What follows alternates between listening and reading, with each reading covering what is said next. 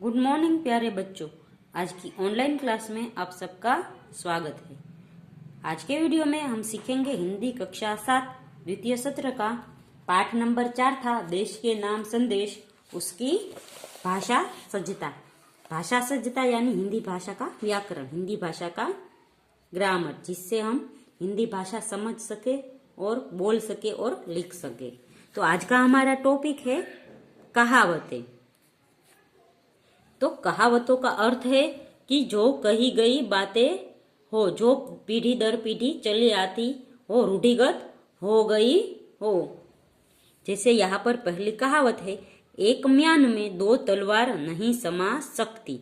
तो तलवार के लिए म्यान एक हो तो उसमें दो तलवारें नहीं समा सकती, ऐसी कहावत है। पर ऐसी कहावत क्यों कही गई है? तो इसका अर्थ होता है कि एक वस्तु के दो समान अधिकारी नहीं हो सकते।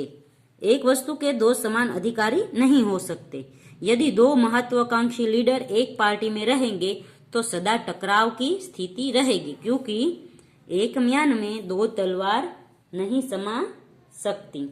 तो इसका अर्थ है कि कोई दो व्यक्ति हो, वो एक ही सीट का अधिकारी हो तो दोनों में से एक की ही जीत होती है। फिर दूसरा है, खोदा पहाड़ निकली चूहिया। तो इसका अर्थ होगा अधिक मेहनत लाभ कम। तो कोई हम काम करें जिसमें बहुत ही मेहनत लगे और लाभ कम मिले तो हम लिखेंगे खोदा पहाड़ निकली चूहिया।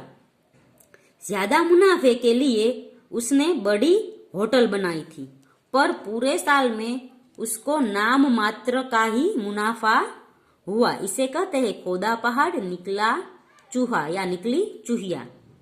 फिर चौथा है, जिसकी लाठी उसकी भैंस, यानी जो शक्तिशाली है वही जीतता है।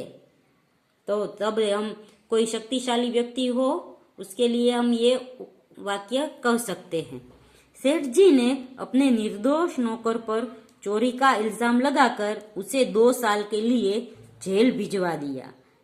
किसी ने ठीक ही कहा है, जिसकी लाठी उसकी भैंस, यानी जो सेठ था वो शक्तिशाली था तो उसने नौकर को झूठ मूठ का गिरफ्तार करवा दिया, क्योंकि उसने चोरी नहीं की थी, फिर भी चोरी का इल्जाम उस पे लगा दिया। क्योंकि वो पैसेदार था इसलिए वो शक्तिशाली था, तो वो सबको पैसे खिला के ये कबूल करवा सकता था।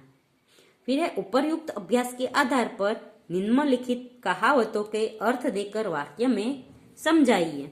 तो पहला है, चांद पर थूका मुंह पर गिरा।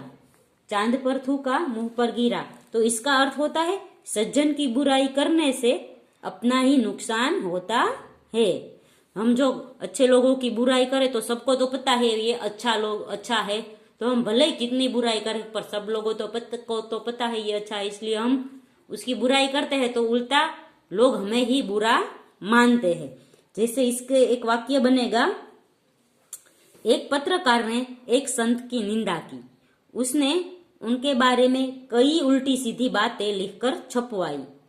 लोगों ने उसे समझाया पर वह नहीं माना और संत को बदनाम करता रहा। एक दिन वह संत के कट्टर अनुयायियों के हाथ पड़ गया। उन्होंने उसकी अच्छी धुलाई की। तब वहां खड़े एक व्यक्ति ने कहा, अरे भाई, चांद पर थूका मुंह पर गिरा। यानी कोई अच्छे लोग की गम में जितनी भी बुराई करो वो बुराई उसको लगती नहीं है, उल्टा हम ही बुरा बन जाते हैं। फिर चौथा है, छोटा मुंह बड़ी बात। तो उसका अर्थ होता है अपनी योग्यता से बढ़कर बात करना। और इससे वाक्य बनेगा, मुनीम को लड़की की शादी करनी थी। उसने एक शानदार हॉल में शादी रखी और 5 सितारा होटल में भोज रखा। इसके मुंह से इतनी सारी योजनाएं सुनकर सेठ बोले, छोटा मुंह और बड़ी बात। यानी हम छोटे हो, हमारी जितनी आर्थिक स्थिति हो उतना ही हमें मुंह खोलना चाहिए।